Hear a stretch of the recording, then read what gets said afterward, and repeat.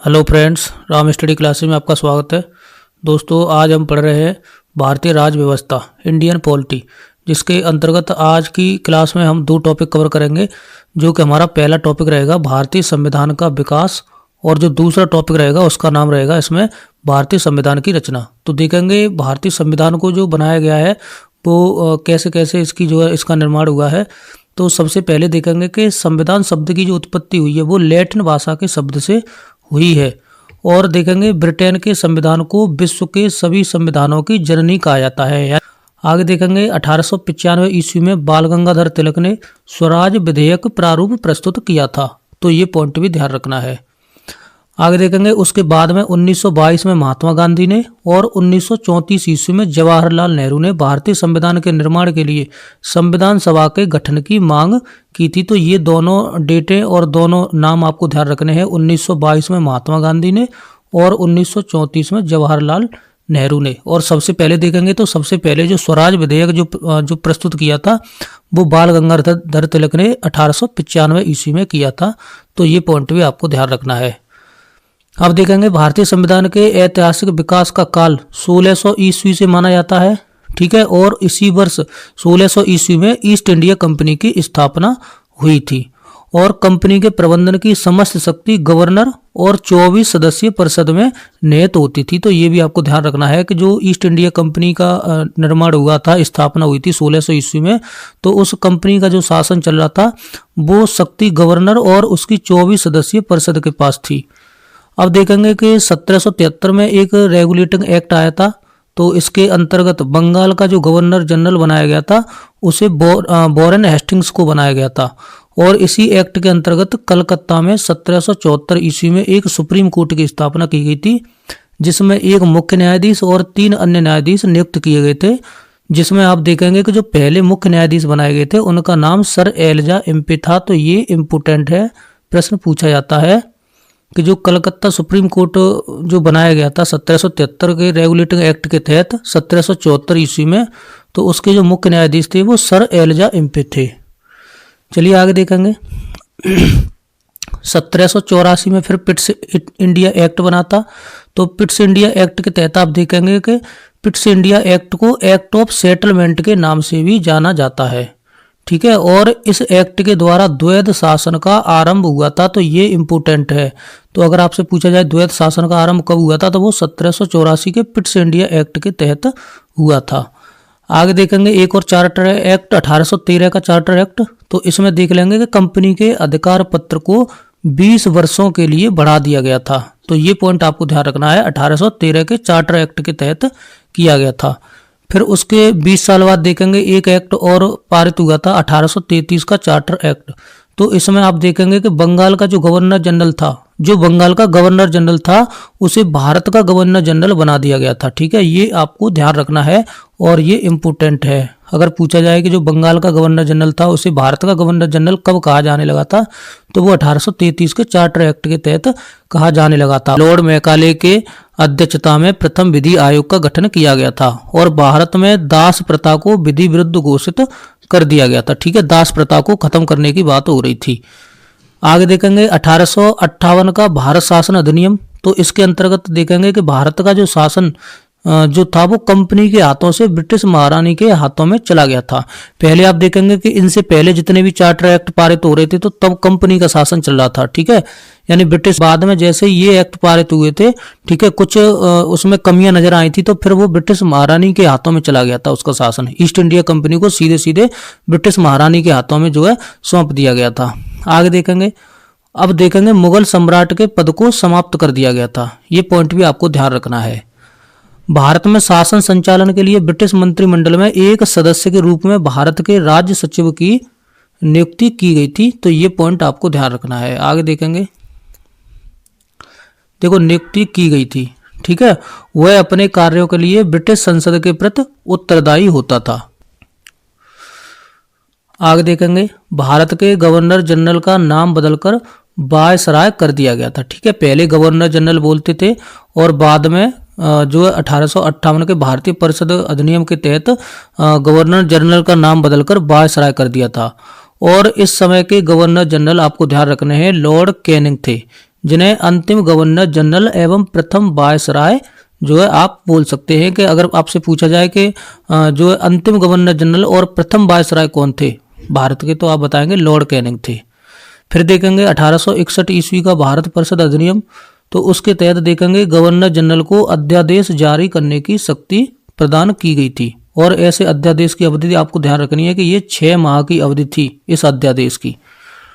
आगे देखेंगे 1862 ईस्वी में लॉर्ड कैनिंग ने 3 भारतीयों बनारस के राजा और पटियाला के महाराजा और सर दिनकर राव को विधान परिषद में मनोनीत किया था। तो ये भी आपको ध्यान रखेंगे 1862 ईस्वी में किया था इन्हें लॉर्ड कैनिंग ने। फिर देखेंगे 1892 ईस्वी का भारत परिषद अधिनियम, तो इस अधिनियम के द्वारा अप्रत्यक्ष चुनाव प्रणाली की शुरुआत की गई थी। तो ये पॉइंट आपको ध्यान रखना है, 1892 ईस्वी के भारत परिषद अधिनियम के तहत अप्रत्यक्ष चुनाव प्रणाली की शुरुआत की गई थी। उसके बाद में देखेंगे 1909 का भारत परिषद अधिनियम, जिसे मार्ले मिंटो सुधार के नाम से भी जाना जाता है। तो ये पहली बार मुस्लिम समुदाय के लिए पृथक प्रतिनिधित्व का उपबंध किया गया था। इसके तहत आपको ध्यान रखना है कि पहली बार मुस्लिम समुदाय के लिए यानी अलग से प्रतिनिधित्व का उपबंध किया गया था। और इसी के अंतर्गत मुस्लिम सदस्यों का चुनाव मुस्लिम मतदाता ही करते थे। तो ये भी आपको ध्यान रखना है। और इस अधिनियम को सांप्रदायिक निर्वाचक के रूप में भी जाना जाता है। ठीक है, कौन से एक्ट को? 1909 के जो भारत परिषद अधिनियम के एक्ट को, या जिसे मार्ले मिंटो सुधार के नाम से भी जाना जाता है। और इसमें थोड़ा सा आगे देखेंगे कि सत्येंद्र प्रसाद सिन्हा वायसराय की कार्यपालिका परिषद के प्रथम भारतीय सदस्य बने थे। तो ये भी आपको ध्यान रखना है, पहले प्रथम भारतीय सदस्य जो बने थे कार्यपालिका परिषद में वो सत्येंद्र प्रसाद सिन्हा बने थे और उन्हें विधि सदस्य भी बनाया गया था। अब इसमें कुछ पॉइंट देख लेंगे। 1909 ईस्वी में लॉर्ड मार्ले, ठीक है, जिन्हें इंग्लैंड में भारत के राज्य सचिव थे, आपको ध्यान रखना है। और लॉर्ड मिंटो जो थे वो भारत के वायसराय थे। ठीक है, तो ये दोनों पॉइंट आप ध्यान रखेंगे। और 1919 का भारत शासन अधिनियम, जिसे मॉन्टेग्यू चेम्सफोर्ड सुधार के नाम से भी जाना जाता है, तो इसके अंतर्गत प्रांतों में द्वैत शासन लगाया गया था। ठीक है, और इसी अधिनियम के द्वारा लोक सेवा आयोग, जो कि पब्लिक सर्विस कमीशन बोलते हैं, इसका गठन भी किया गया था।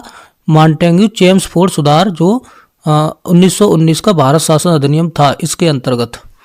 और आगे देखेंगे पहली बार इसमें कुछ बदलाव हुआ था, इसमें केंद्रीय बजट को राज्यों के बजट से अलग कर दिया गया था। ठीक है, और देखेंगे भारत में पहली बार महिलाओं को मतदान करने का अधिकार दिया गया था, सबसे पहले 1926 ईस्वी में। आपको ध्यान रखना है कि महिलाओं को जो वोट देने का अधिकार दिया गया था वो भारत शासन अधिनियम 1919 के अधिनियम के तहत दिया गया था। ठीक है, और 1926 ईस्वी में दिया गया था।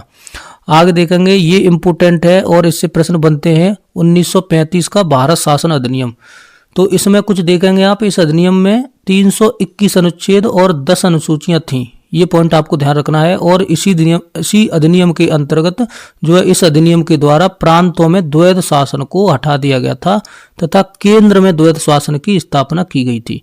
तो आपको ध्यान रखना है कि प्रांतों से द्वैध शासन को जो खत्म कर दिया था और केंद्र में द्वैध शासन की स्थापना कर दी थी। ठीक है, 1935 के भारत शासन अधिनियम के अंतर्गत। और इसमें आप देखेंगे कि सांप्रदायिक निर्वाचन पद्धति का विस्तार किया गया था। ठीक, आगे देखेंगे म्यांमार, जिसे अब बर्मा बोलते थे पहले, तो इसको भारत से अलग कर दिया गया था। ठीक है, भारत शासन अधिनियम 1935 के तहत। और ये भी पॉइंट ध्यान रखना है कि आरबीआई की यानी भारतीय रिजर्व बैंक की स्थापना की गई थी 1935 ईस्वी में। और इस अधिनियम को भारत के मिनी संविधान के नाम से भी जाना जाता है, भारत शासन अधिनियम 1935 को। तो ये पॉइंट इंपोर्टेंट है, आपको ध्यान रखना है। ठीक है, और इस अधिनियम के द्वारा ब्रिटिश संसद की सर्वोच्चता को बनाए रखा गया था। ठीक है, तो इतने पॉइंट आपको इसमें ध्यान रखने थे। अब हमारा जो दूसरा टॉपिक था, तो अब हम ये पढ़ने वाले हैं कि भारतीय संविधान की रचना कैसे हुई थी। तो सबसे पहले देखेंगे कि भारतीय संविधान सभा के गठन का जो विचार सबसे पहले आया था, तो उनका नाम आपको ध्यान रखना है, M.N. रॉय था। और 1934 में इन्होंने यह विचार रखा था। किसने? M.N. रॉय ने। और भारत के संविधान का निर्माण जो योजना किस योजना के तहत किया गया था, तो ये आपको ध्यान रखना है, कैबिनेट मिशन योजना के तहत किया गया था, जो कि 1946 में आई थी। ठीक है, ये आपको ध्यान रखना है। और यह योजना देखो देखेंगे मार्च 1946 ईस्वी में भारत में आई थी और इसमें 3 सदस्य थे जिनके नाम आप देख लेंगे, जो है सर स्टैफोर्ड क्रिप्स था, लॉर्ड पैथिक लॉरेंस था और एवी अलेक्जेंडर था। तो ये भी आपको ध्यान रखने हैं तीनों नाम, स्टैफोर्ड क्रिप्स और लॉर्ड पैथिक लॉरेंस और एवी अलेक्जेंडर। ठीक है, ये लॉर्ड वाले ही मत लगाओ, कोई दिक्कत नहीं, तो ये आपको नाम ध्यान रखने हैं। आगे देखेंगे संविधान सभा में देखो 389 सदस्य थे जिसमें से 292 ब्रिटिश प्रांतों के जो प्रतिनिधि थे और 93 देशी रियासतों के प्रतिनिधि थे। तो देखेंगे 4 चीफ कमिश्नर क्षेत्रों से प्रतिनिधित्व कर रहे थे, तो ये आपको ध्यान रखना है। आगे देखेंगे भारत विभाजन के बाद में संविधान सभा में 299 सदस्य ही रह गए थे। ठीक है, आए नहीं थे लोग कहीं कहीं जगह से, तो वो 299 सदस्य रह गए थे। और संविधान सभा की आपको ध्यान रखना है, संविधान सभा की जो पहली बैठक हुई थी वो 9 दिसंबर 1946 ईस्वी को हुई थी और सबसे बुजुर्ग व्यक्ति थे, उनका नाम था डॉक्टर सच्चिदानंद सिन्हा। तो इनको संविधान सभा का अस्थायी अध्यक्ष चुना गया था, यानी पहली बैठक में। ये आपको ध्यान रखना है कि डॉक्टर सच्चिदानंद सिन्हा को अस्थायी अध्यक्ष के रूप में चुना गया था। और फिर इसके 2 दिन बाद 11 दिसंबर को जो 11 दिसंबर 1946 को जो बैठक हुई थी उसमें जो है स्थायी सदस्य चुना गया था डॉक्टर राजेंद्र प्रसाद को। आगे पढ़ेंगे हम, देखेंगे मुस्लिम लीग ने इस बैठक का बहिष्कार किया था और पाकिस्तान के लिए एक अलग से संविधान बनाने की मांग की थी। किसने? मुस्लिम लीग ने। तो ये पॉइंट भी आपको ध्यान रखना है। आगे देखेंगे तेज बहादुर सप्रू और जयप्रकाश नारायण, इन दोनों ने संविधान सभा की सदस्यता को अस्वीकार कर दिया था। और आगे देखेंगे एक हैदराबाद रियासत थी तो जिसके प्रतिनिधि संविधान सभा में शामिल नहीं हुए थे, तो ये पॉइंट आपको ध्यान रखना है। ठीक है, हैदराबाद जो देशी रियासत थी तो यहाँ से कोई भी व्यक्ति संविधान सभा में शामिल नहीं हुए थे। और संविधान सभा के सदस्यों में अनुसूचित जनजाति के सदस्यों की संख्या 33 थी तथा मुसलमानों की संख्या 79 थी, तो ये भी ध्यान रखना है। और देखेंगे ये प्रश्न देखो पूछा गया है पेपर में कई बार कि संविधान सभा में महिला सदस्यों की संख्या कितनी थी, तो ये 15 थी। और देखेंगे 11 दिसंबर 1946 को संविधान सभा की दूसरी बैठक हुई थी जिसमें राजेंद्र प्रसाद को संविधान सभा का स्थायी अध्यक्ष चुना गया था। और फिर उसके 2 दिन बाद देखो तीसरी बैठक हुई थी 13 दिसंबर 1946 को, तो उसमें जवाहरलाल नेहरू ने संविधान सभा में उद्देश्य प्रस्ताव पारित किया था। ठीक है, ये भी आपको ध्यान रखना है। अब देखेंगे प्रारूप समिति, देखेंगे ये बहुत बड़ी समिति थी, तो प्रारूप समिति का जो अध्यक्ष आपको ध्यान रखना है उनका नाम था डॉक्टर भीमराव अंबेडकर। ठीक है, तो इनको ध्यान रखना है। और इसमें आप ध्यान रखेंगे इसमें 7 सदस्य थे प्रारूप समिति में। ठीक है, और जो डॉक्टर भीमराव अंबेडकर का जो निर्वाचन हुआ था वो पश्चिम बंगाल से हुआ था। और देखेंगे संविधान सभा के जो संविधान के प्रारूप पर जो बहस चली थी वो 114 दिन तक चली थी। और संविधान को बनाने में आप ध्यान रखेंगे कि 2 वर्ष 11 महीने 18 दिन का समय लगा था। ठीक है, ये पॉइंट भी आपको ध्यान रखना है। और संविधान को बनाने में आप देखेंगे लगभग ये 65 लाख रुपए का खर्चा आया था, तो ये भी पॉइंट आपको ध्यान रखना है। देखेंगे भारत ने संविधान को 26 नवंबर 1949 ईस्वी को अंगीकार किया था, तो इसका मतलब आप ध्यान रखेंगे कि 26 नवंबर 1949 ईस्वी को संविधान बनकर तैयार हो गया था। ठीक है, बनकर तैयार हो गया था। और आपको ध्यान रखना है 26 नवंबर को जब से हम जो संविधान दिवस के रूप में मनाते हैं या कानून दिवस के रूप में मनाते हैं या विधि दिवस के रूप में मनाते हैं 26 नवंबर को। ठीक है, उसके बाद में देखेंगे 26 जनवरी 1950 को संविधान पूरी तरीके से लागू हो गया था, तो ये दोनों पॉइंट आपको ध्यान रखने हैं। आगे देखेंगे संविधान सभा की जो अंतिम बैठक हुई थी वो 24 जनवरी 1950 ईस्वी को हुई थी अंतिम बैठक। और 24 जनवरी 1950 को राजेंद्र प्रसाद को जो भारत का राष्ट्रपति चुना गया था। ये पॉइंट भी आपको ध्यान रखना है कि जब संविधान सभा की अंतिम बैठक हुई थी तो उसी दिन डॉक्टर राजेंद्र प्रसाद को भारत का राष्ट्रपति जो है चुना गया था। भारतीय संविधान का पिता किसे कहा जाता है, तो आपको ध्यान रखना है भारतीय संविधान का पिता डॉक्टर भीमराव अंबेडकर को कहा जाता है। आपने पढ़ा था पहली बार संविधान सभा की अवधारणा जो स्वराज पार्टी ने प्रस्तावित की थी तो वो किस ईस्वी में की थी, तो वो 1935 ईस्वी में की थी। ये आपको ध्यान रखना है। संविधान बनाने के लिए 13 जो कमेटियां गठित की गई थी, ये पॉइंट भी ध्यान रखना है। संविधान सभा के संवैधानिक सलाहकार कौन थे, तो आपको ध्यान रखना है भारतीय संविधान सभा के संवैधानिक सलाहकार श्री BN राव थे। और आप ध्यान रखेंगे देखो राष्ट्रीय ध्वज और राष्ट्रीय गान और राष्ट्रीय गीत ये कब अपनाए गए थे? तो आपको ध्यान रखना है जो राष्ट्रीय ध्वज अपनाया गया वो 22 जुलाई 1947 ईस्वी को अपनाया गया था। और ये दोनों डेट समान है, 24 जनवरी 1950। तो इन दोनों जो है राष्ट्रीय गान और राष्ट्रीय गीत दोनों को एक ही दिन अपनाया गया था, 24 जनवरी 1950 ईस्वी को। अब ये कुछ वाद हैं वो पढ़ लेते हैं। जैसे केशवानंद भारती वाद है, तो ये केरल राज्य से था।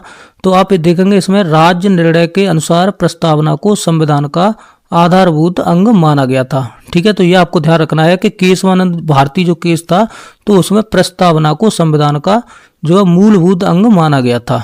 तो ये इसमें पॉइंट आपको ध्यान रखना है। आगे देखेंगे 1935 में भारतीय राष्ट्रीय कांग्रेस ने पहली बार भारत के संविधान के निर्माण के लिए आधिकारिक रूप से संविधान सभा के गठन की मांग की थी। और देख लेंगे अगस्त प्रस्ताव पूछ लिया जाता है, ये कब आया था? तो ये 1940 ईस्वी में पहली बार संविधान सभा की मांग को ब्रिटिश राज द्वारा स्वीकार किया गया था। ठीक है, तो ये सभी पॉइंट आपको ध्यान रखने हैं।